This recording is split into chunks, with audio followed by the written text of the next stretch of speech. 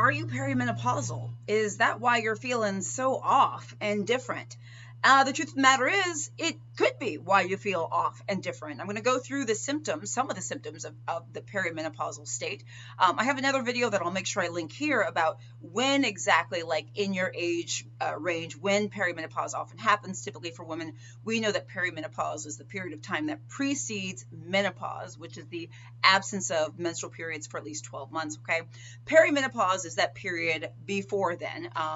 Now, this is the thing. What happens during this time period, perimenopause and menopause, is our estrogen levels are going down.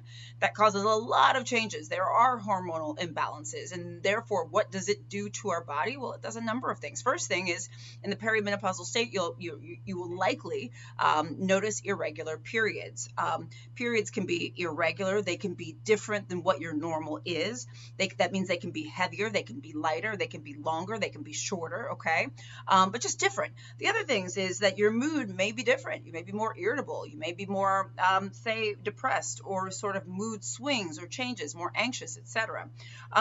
You also may notice a change or a decrease in particular in your libido, okay? Remember, when these hormone changes happen, it causes changes in our body, all right?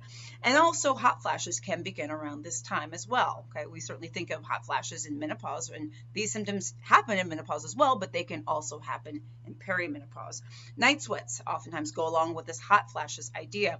And one thing I want to say before I go through the rest of some of the symptoms, or rather some of the other symptoms you can have in perimenopause is, I know a lot of people right now are talking about perimenopause and menopause, and I'm so glad that we're talking about this because it's so important. Any of these symptoms that that I've mentioned certainly may be a part of perimenopause, but let me remind you though that they can be due to something else as well. So first of all, if you have any of these symptoms that I'm mentioning and you're wondering what's going on, you need to, number one, go to your doctor, okay? I wouldn't go online and hear somebody read off a list like this and say, aha, I have these things, this must be it. It certainly could be it. It could be that your symptoms are due to perimenopause, but it could also be that your symptoms are due to an abnormal thyroid. You could be anemic. You could have sleep apnea. You could have other things, other conditions underlying. You could have a mood disorder, underlying depression, anxiety, ADHD, whatever, okay? So as we think about these symptoms, remember that these symptoms can often overlap with the symptoms of other conditions. So make sure that you're not narrow in your thinking. When you're watching influencers and other people talking about the symptoms of perimenopause, don't be fooled into thinking that if you have them, it must be perimenopause, because it could also be something else, and you can have more than one thing at a time. Allow your doctor to help you sift through this. All right, other symptoms that can happen during the perimenopausal phase is vaginal dryness, okay? That can happen, absolutely. Sleep problems, all right? Oftentimes not sleeping as well, although it could be something else. Interrupted sleep, just not refreshing sleep. But as I mentioned before, sleep problems can be due to other things too.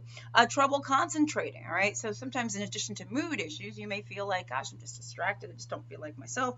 And then even some other systemic symptoms, things like muscle aches and pains, and other perimenopausal symptoms. Look, perimenopause is a real thing. The good thing about what's happening now is we are treating it as such.